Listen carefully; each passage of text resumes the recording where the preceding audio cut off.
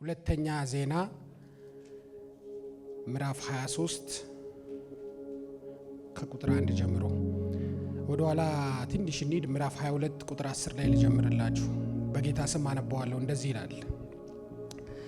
የአካሲያዝም እናት ጎቶሊያ ልጇ እንደሞተ ባየች ጊዜ ተነስታ የይሁዳን ቤተ መንግስት ዘር ሁሉ አጠፋች። የንጉሱ ልጅም ዮሳቤ ግን ከተገደሉት ከንጉስ ልጆች መካከል የአካዝን ልጅ ኢዮአስን ሰርቃ ወሰደች። እርሱንና ሞግዚቱን በእልፍኝ ውስጥ አኖረቻቸው። ጎቶሊያ እንዳትገድለውም የንጉስ ኢዮራም ልጅ የአካዝያስ እህት የካህኑ የዮዳሄ ሚስት ዮሳቤህ እንዲሁ ሸሸገችው። በእነርሱም ዘንድ ተሸሽጎ በእግዚአብሔር ቤት 6 ዓመት ያህል ተቀመጠ። ጎቶሊያም በምድር ላይ ነገሰች። ምዕራፍ 23 ቁጥር 1 በሰባተኛውም ዓመት ዮዳሄ በረታ። ቁጥር 21 የአገሩም ሕዝብ ሁሉ ደስ አላቸው፣ ከተማይቱም ጸጥ አለች፣ ጎቶሊያንም በሰይፍ ገደሏት። ቁጥር 1ን ደግሜ ላንብበው። በሰባተኛውም ዓመት ዮዳሄ በረታ። ዛሬ አብረን የምንመለከተው የመጽሐፍ ቅዱስ ክፍል ያነበብኩላችሁ ይሄ ሁለተኛ ዜና ምዕራፍ 23 ላይ ያለውን የመጽሐፍ ቅዱስ ክፍል መሰረት አድርገን ውስጣዊ ብርታት በሚል ርዕስ ጥቂት ሐሳብ አብረን እናያለን። ውስጣዊ ብርታት። እንደምታውቁት እቺ ዓለም እቺ የምንኖርባት ዓለም ብዙ ውጫዊ ነገራችን እንዲዋብና እንዲበረታ የሚያደርግ ገበያው ላይ ብዙ ነገሮች አሉ።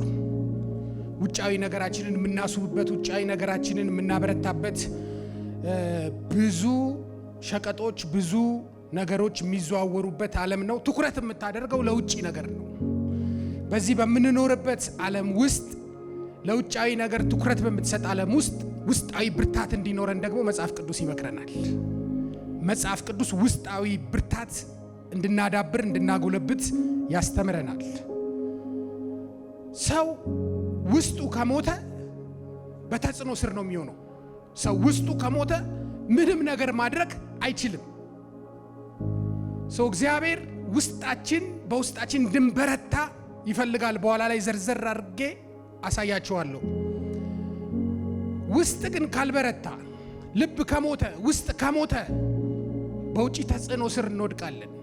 እግዚአብሔር በሕይወታችን እንድንፈጽመው የሚፈልገውን ሐሳብ መፈጸም አንችልም። ልብ ከሞተ ውስጥ ካልጠነከረ።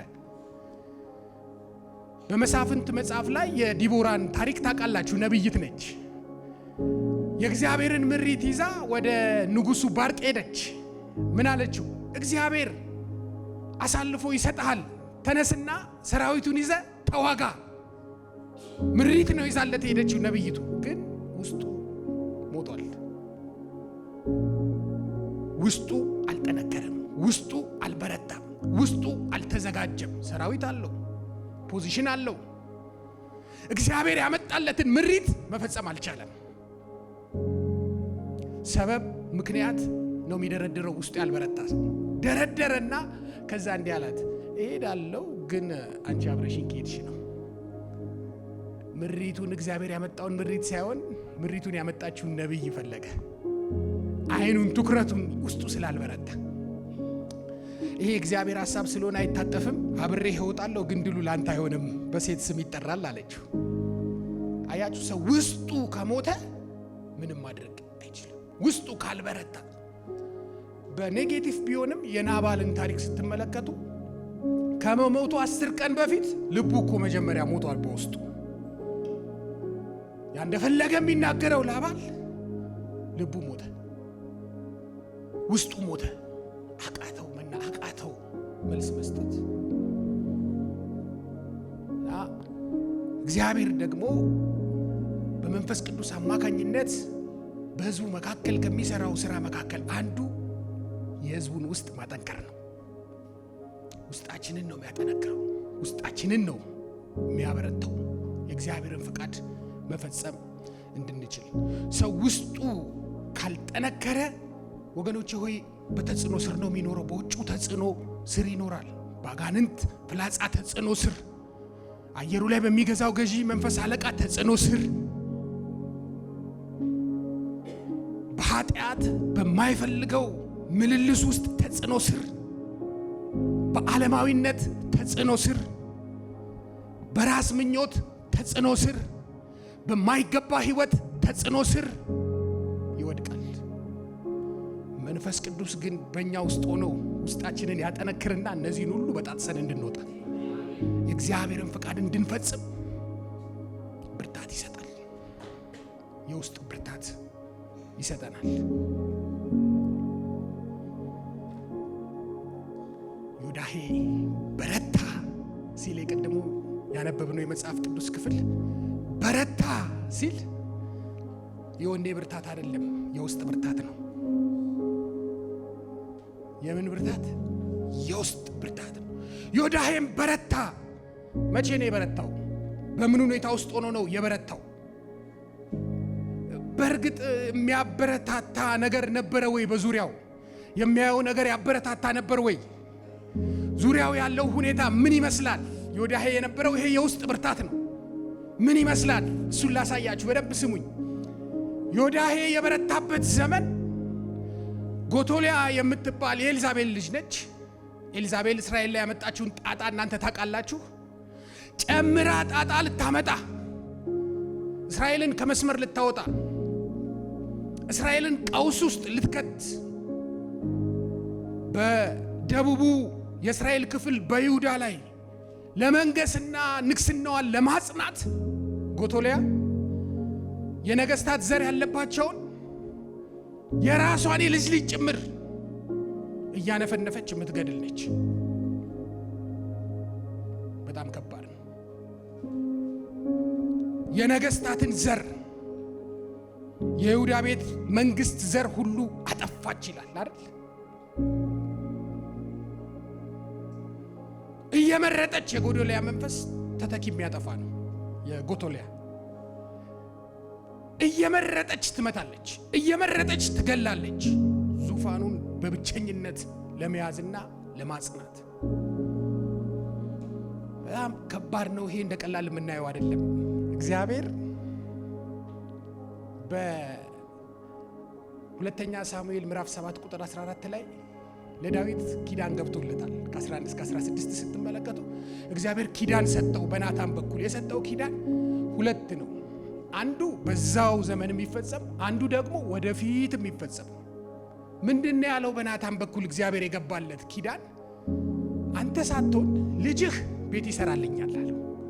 ቀጠለና ደግሞ ካንተ የዘር ግንድ መሲህ እና የዘላለም ንጉሥ ይመጣል አለው። መንግስትህ አንተ ጋር ብቻ የሚቆር አይደለም፣ እዚሁ የሚቋረጥ አይደለም፣ የዘላለም ንግስና ነው። ያንን ደግሞ የሚያጸናው መሲሁ ነው አለው። ጎቶሊያ ዘር ስታጠፋ ይህንን ኢየሱስ የሚመጣበትን ዘር ነው እያጠፋች ያለችው። እየመረጠች መምታት ጀመረች፣ እየመረጠች መግደል ጀመረች። ጊዜው ወቅቱ የሚገደልበት ነው። ይሄ ብቻ አይደለም። የእግዚአብሔር ክብር መገለጫ የሆነው እግዚአብሔር በክብሩ በደመናው የሚገኝበት መስዋዕት የሚቀርብበት ህዝቡና እግዚአብሔር የሚገናኙበት ቦታ የሆነውን ቤተ መቅደስ አዘጋች። ተመልከቱ፣ ዘር ታጠፋለች። የነገስታት ዘር መሲሁ የሚመጣበትን የመስመር አቅጣጫ እያጨነገፈች ነው። ቤተ መቅደሱ ልዑል የሚከብርበትንም አዘጋጅ። በቤተ መቅደስ ውስጥ አደባባይ ውስጥና አደባባዩ ላይ የሚያገለግሉ ካህናትና ቤተ መቅደስ ውስጥ ለእግዚአብሔር መስዋዕትን የሚያቀርቡትን ሌዋውያን አስገደለች። ላይ ያለ ከባድ መንፈስ ነው ጎቶሊያ። ዘር ታቋረጣለች። የእግዚአብሔር የተስፋ ቃል እንዳይቀጥል፣ የእግዚአብሔር ኪዳን ስራ፣ የእግዚአብሔር ነገር እንዳይቀጥል ታቋርጣለች። ለእግዚአብሔር መስዋዕት እንዳይቀርብ ደጅ ታዘጋለች። ለእግዚአብሔር መስዋዕት የሚያቀርቡትን ካህናትን፣ ህዝቡን ከእግዚአብሔር ጋር የሚያገናኙትን ሌዋውያንን ትገላለች። ከባድ ወቅት፣ ከባድ ጊዜ ነው። ይሄ ብቻ አይደለም። እርኩሱን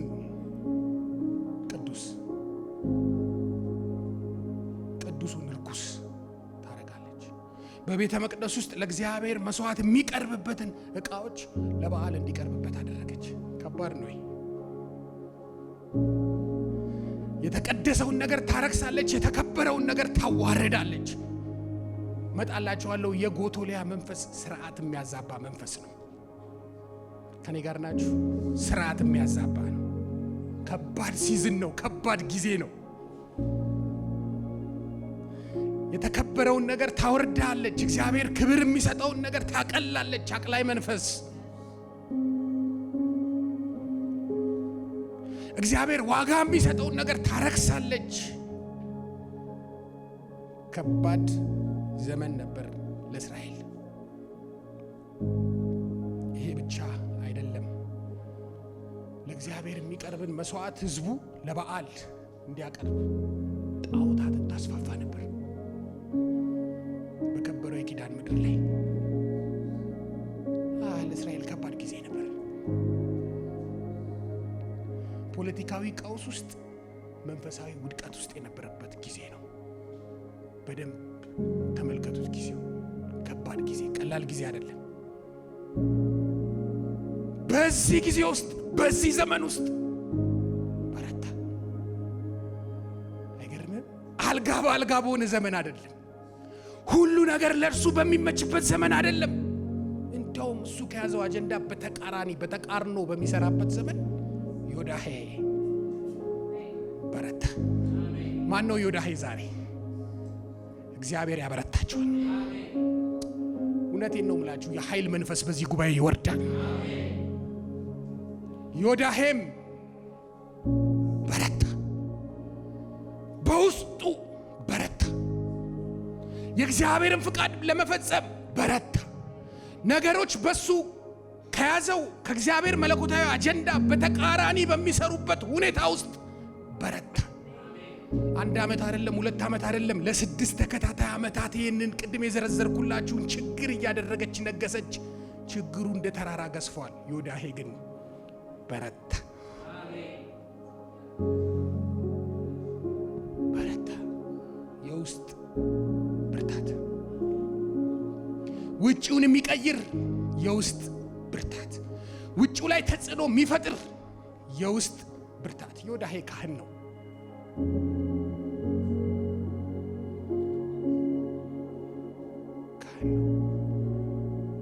ዮዳሄ በረታ። መበርታት ማለት ምን ማለት ነው?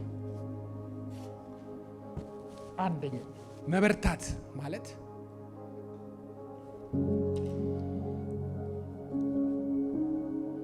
መጠንከር ማለት ነው። መጠንከር በቀላሉ የማይሰበር ነው። የጠነከረ ነገር ውጪ ላይ ያለው ተጽዕኖ ከባድ ነው አይደል?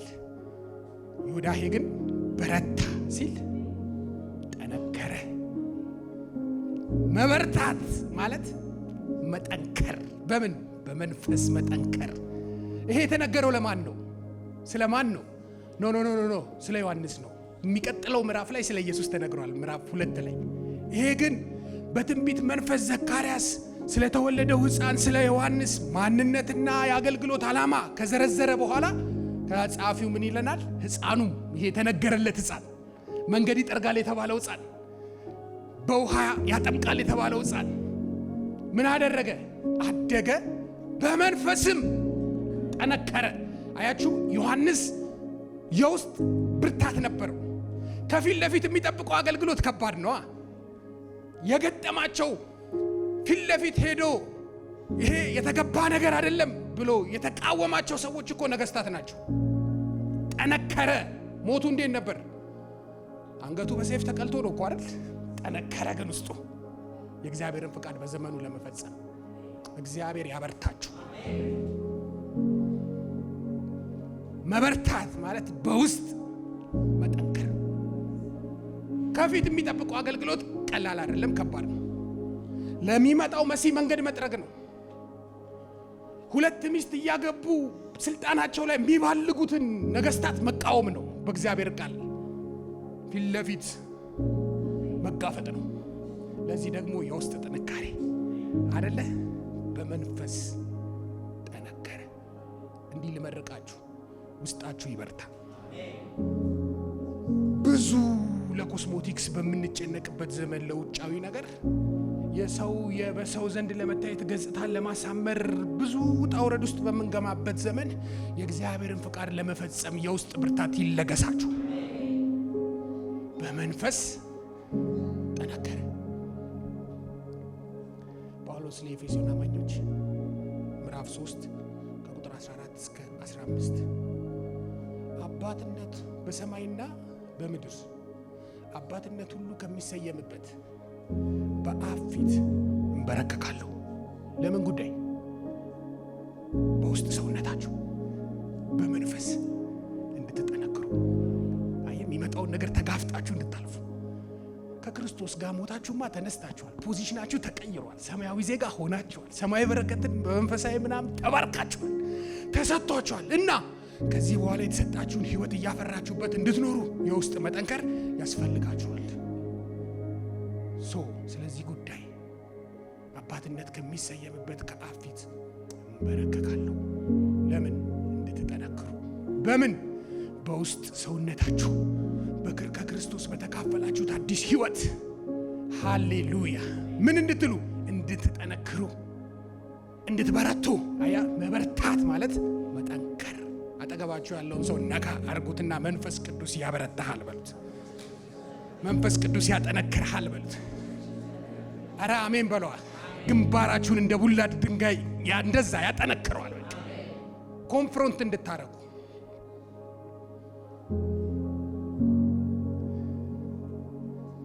መጠንከር ማለት ነው። መበርታት ማለት ሌላኛው ትርጉም ምንድን ነው? ማየል። ምን ማድረግ? ማየል። ከሁኔታው በላይ መሆን ማለት ነው። ማየል እኮ ማየል።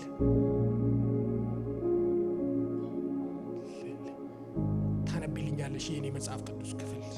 እሺ፣ ሁለተኛ ጢሞቴዎስ ምዕራፍ 2 ቁጥር 1 አንተ ግን ድገሚው። እንግዲህ ልጄ ሆይ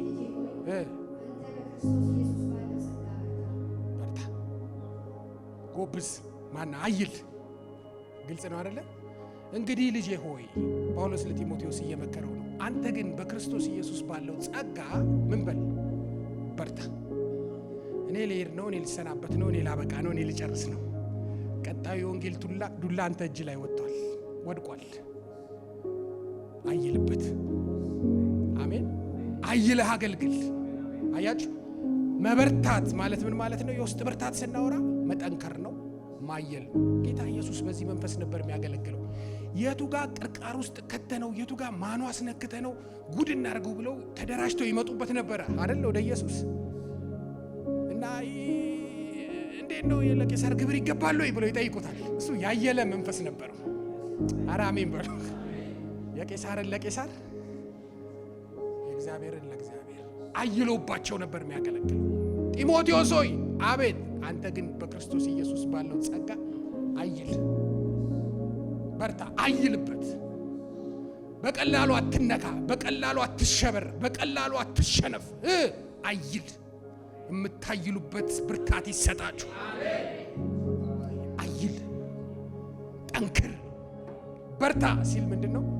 መጠንከር ነው፣ ማየል ነው። የመጨረሻው በርታ የሚለው ትርጉም መጎበዝ ነው። ጎብዝ።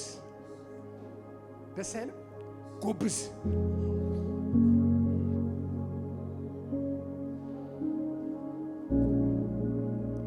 አንደኛ ሳሙኤል ምዕራፍ 30 ቁጥር 6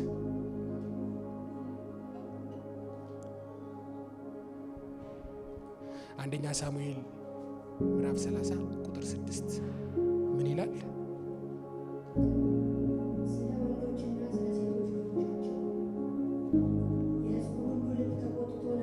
የሕዝቡ ልብ ተቆጥቶ ነበርና ስለ ወንዶችና ስለ ሴቶች ልጆቻቸው ምክንያት። ከዛ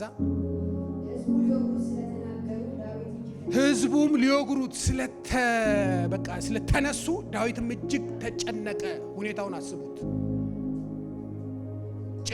ጭንቀት ውስጥ ነው ዳዊት። ሕዝቡ ሊወግሩት ተነስቷል። ሴትና ወንድ ልጆች በሙሉ ተማርከው ሄደዋል በጺቅላግ። ዳዊት ግን ቀጥይ።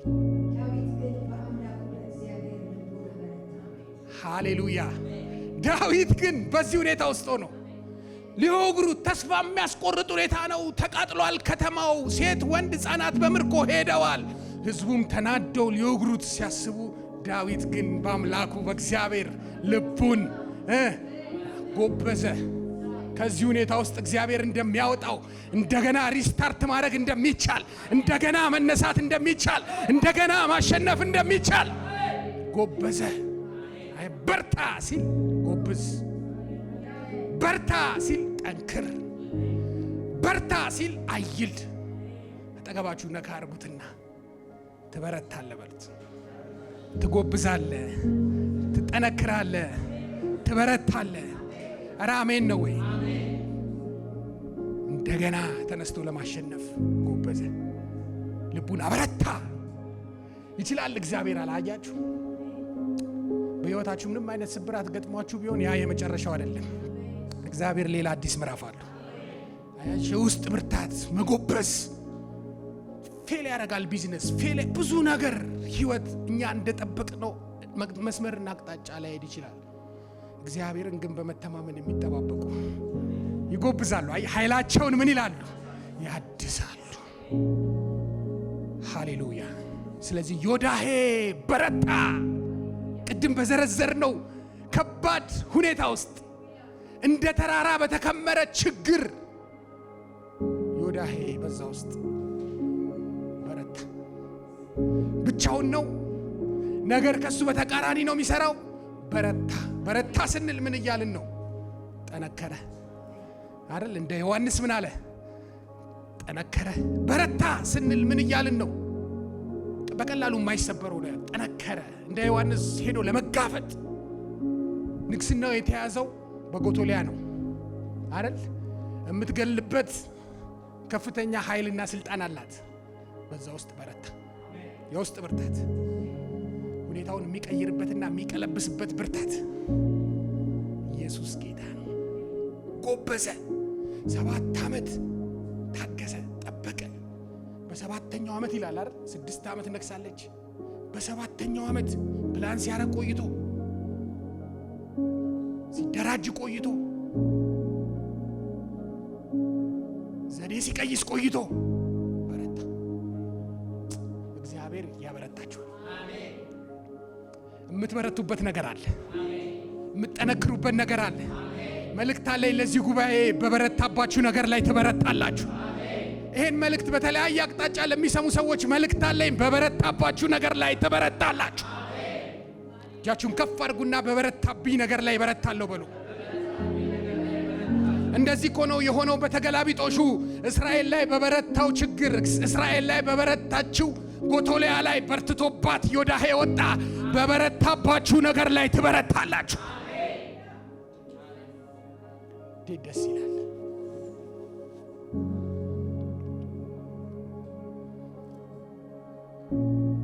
ነገሮች በሱ በተቃርኖ ሲሰሩ እሱ በረታ።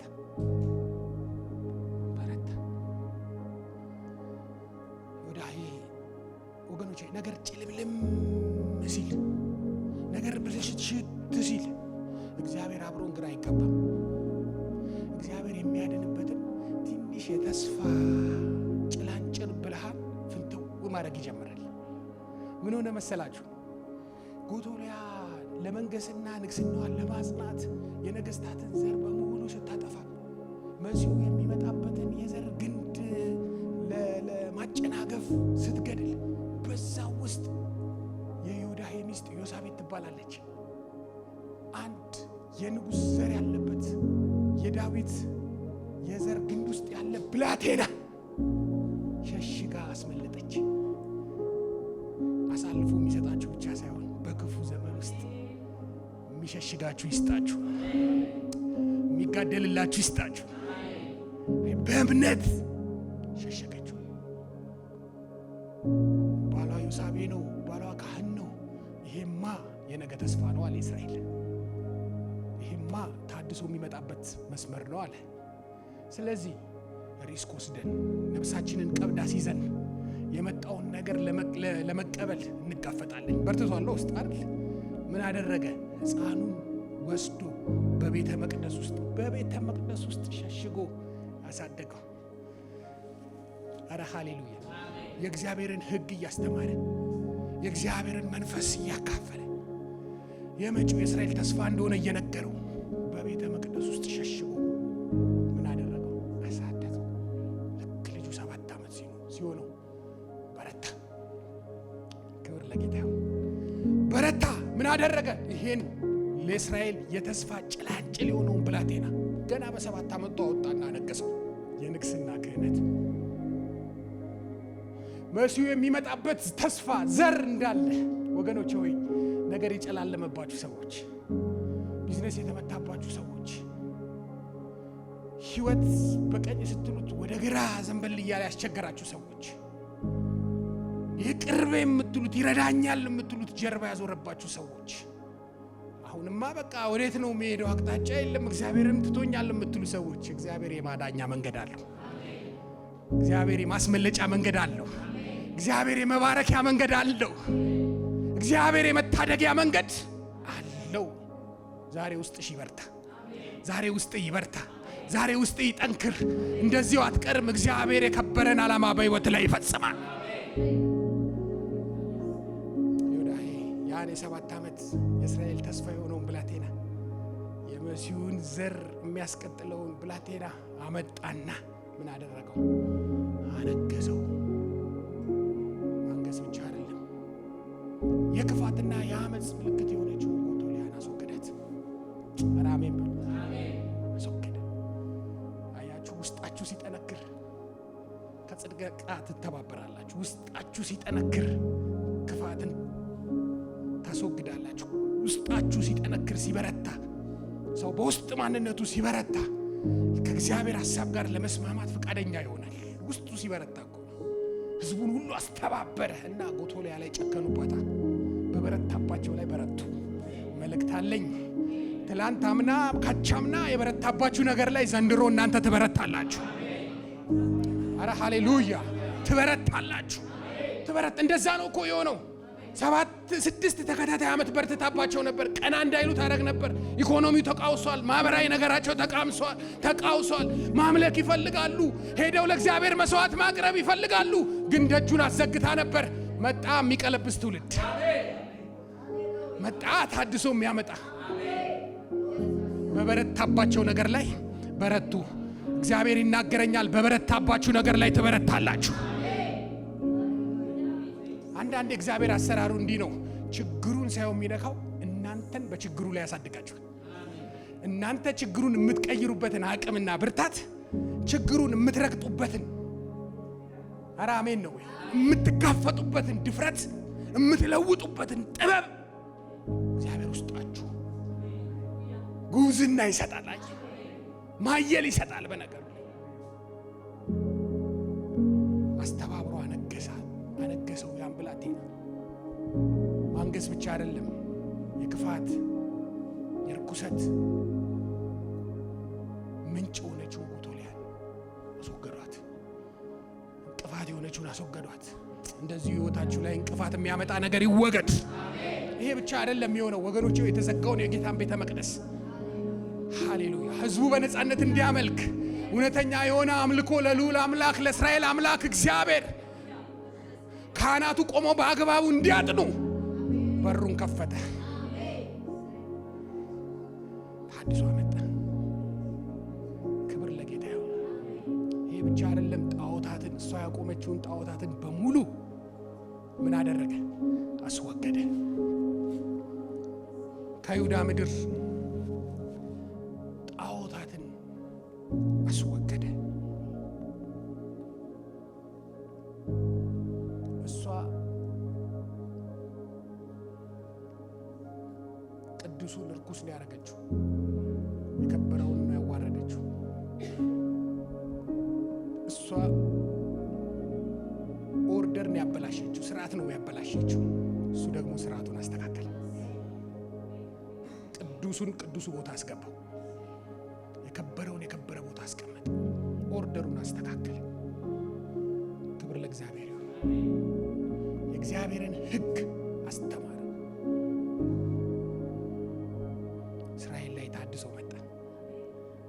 ወገኖቼ ሆይ ቤተ ክርስቲያን ስትፈወስ ቤተ መንግስትም ይፈወሳል።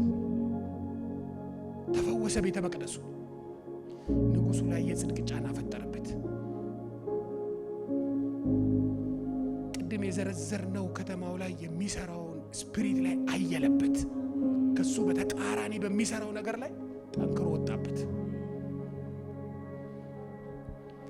ነገሩን ቀለበሰው። የእግዚአብሔር የተስፋ ቃል እንዲቀጥል አደረገ። የእግዚአብሔር ኪዳን እንዲቀጥል አደረገ። ወገኖቼ ሆይ ዛሬም በብዙ ትርምስ ውስጥ እግዚአብሔር ይሁዳዎችን ይፈልጋል። የእሱን ነገር የሚያስቀጥሉ ታድሶ የሚያመጡ በውስጥ የጠነከሩ ሰዎችን እግዚአብሔር ዛሬም ይፈልጋል። ሕዝቡ ከእግዚአብሔር ጋር ያላቸውን ኪዳን እንዲያድሱ አደረገ። በጎቶልያ ዘመን ጀርባቸውን ለእግዚአብሔር ሰጥተው ነበር። አሁን ኪዳን ይታደሳል። ፊታችንን ወደ ሕያው አምላክ ወደ እግዚአብሔር እንመልሳለን። ኪዳን አደሰ። በዚህ ምክንያት ምን ሆነ? ውጤቱ ጎቶልያ በመራችበት ዘመን ፍርሃትና ስርዓት አልበኝነት ነበር በይሁዳ ምድር። ዮዳሄ ውስጡን አበርትቶ ተነስቶ ተጋፍጦ ፊት ለፊት ያንን ብላቴና አንግሶ የተዛባውን ስርዓት አስተካክሎ ሕዝቡ ኪዳኑን ከእግዚአብሔር ጋር ሲያድስ ምን ውጤት መጣ? ሁለት ነገር ነው። አንደኛው ደስታ፣ ፍርሃት ተወግዶ ደስታ። ሕዝቡ ሁሉ ከተማው ሁሉ ምን አላቸው ይላል? ደስ አላቸው ይላል። እግዚአብሔር በሕይወታችሁ ውስጥ ደስታ ያርግላችሁ። የምትደሰቱበት ነገር በሕይወታችሁ ይወለድ። ጭንቅ ውስጥ የነበረች፣ ፍርሃት ውስጥ የነበረች፣ ውድቀት ውስጥ የነበረች፣ ነገሮች ተዛብተውባት የነበረችው ይሁዳ ደስታ ውስጥ ገባች። ሰው ፊት ላይ ተስፋ፣ ሰው ፊት ላይ እግዚአብሔርን የማምለክ ጉጉት፣ ደስታ ይታይ ጀመረ። ደስታ ብቻ አይደለም የሆነው፣ ሰላም ሆነ። ምን ሆነ? ሰላም ሆነ። እግዚአብሔር አምላካችን ስሙ ለዘላለም ይባረክ። ዮዳሄ ውስጡ እንዲጠነክር ያደረገው ሁለት ነገር ነግሬያችሁ እጨርሳለሁ። አንደኛው ከእግዚአብሔር ጋር ያለው ህብረት ነው። እኛ ምን እናድርግ? እንደ ዮዳሄ ከእግዚአብሔር ሐሳብ በተቃራኒ በሚሰራ ሲስተም ውስጥ እኛ ምን እናድርግ? እንደ ዮዳሄ ከእግዚአብሔር ጋር እውነተኛና ትክክለኛ ህብረት እናድርግ። የጠበቀ ህብረት እናድርግ። በወቅቱ ከጎቶልያ ገበታ ከጎቶልያ እጅ ከሚተርፍ ፍርፋሪ ለመብላት ከክፋት ጋር አልተባበረም። ይልቁኑ ለእግዚአብሔር ነገር ጨከነ። ራሱን ለእግዚአብሔር ለየ። የክህነት ስራውን በክፋት ዘመን ውስጥ አልረሳም። ከራሱ ከእግዚአብሔር ጋር ንጹህ ህብረትን ቀጠለ። አጠገብ ጎረቤት፣ የምታውቁት ሰው ከክፋት ጋር እየተባበረ ሲሄድ ለጊዜው ለውጥ ያየ ሲመስላችሁ ግራ አትጋቡ። ይልቁኑ በዚህ ጊዜ ውስጥ ጥብቅ እግዚአብሔር የበለጠ እውነተኛ ህብረት ማድረግ። ውጤቱ ኋላ ላይ ነው የሚመጣው። ሰላሙ ኋላ ላይ ነው የሚመጣው። ደስታው፣ በረከቱ ኋላ ላይ ነው የሚመጣው። ጥብቅ አለ። አያችሁ፣ እግዚአብሔርን የሚያውቁ ህዝቦች ይበረታሉ አይደለ? ደግሞም ያደርጉማል። የእግዚአብሔርን ፍቃድ መፈጸም የምትችልበት አቅም እና ብርታት የሚመጣው እግዚአብሔርን ስታውቅ፣ ህብረት ስታረግ ነው፣ ከሱ ጋር ስትቆይ። አንድ የእግዚአብሔር ሰው ሲናገሩ በመከራው ዘመን በደርግ ጊዜ ቤተ ክርስቲያን በሚዘጋበት፣ ቅዱሳን በሚሰደዱበት ወቅት ላይ የምታውቋቸው ትልቅ አገልጋይ ናቸው። ልናገለግል ውርለታ ያው በተራ ምናምን ነው የምንሄደው አሉ። ቤተ ክርስቲያን ስንሄድ ታሽጓል የሚል ተለጥፎበታል አሉ። እና መጽሐፍ ቅዱሳችንን ይዘን በቃ ተስፋ ቆርጠን በር ላይ ቆመናል። ያቺ አንድ የምንጽናናበት ህብረት ነበረች። ተሰብስበን ወደ እግዚአብሔር የምንጮህበት ህብረት ነበረች እና ቆመን አገልጋዮች ቀደም ብለው ሄደው በቃ ምን እናድርግ እያልን እየተነጋገርን አንድ ሁለት ወጣቶች መጡ አሉ። ያው ሁለት ሶስት እየሆኑ ነው ተራ በተራ የሚገቡት። መጡ። ሲመጡ ምንድን ነው አይ አሸጉብን እኮ ከእግዚአብሔር ጋር የነበራቸው ህብረት እየተለየ ነበር አሉት። አይ ይሄ እኮ የአምልኮ ቤታችን ነው። ሌሎች ቤተ እምነቶች በዚህ ሰዓት እኮ ድምፃቸው ይሰማል።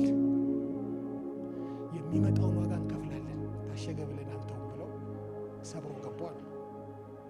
ይህን ኃይል ከየት አገኙት ብዬ ከብዙ ዓመት በኋላ ነው ያወቁታል።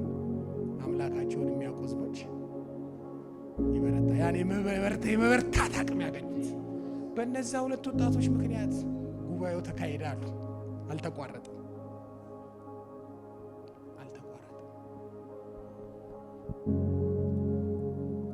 ውስጥ ሲበረታ ብርታታችን ደግሞ ምንጩ የሰው ድፍረት አይደለም። ይሄ በድፍረት የሚመጣ በወኔ የሚመጣ አይደለም።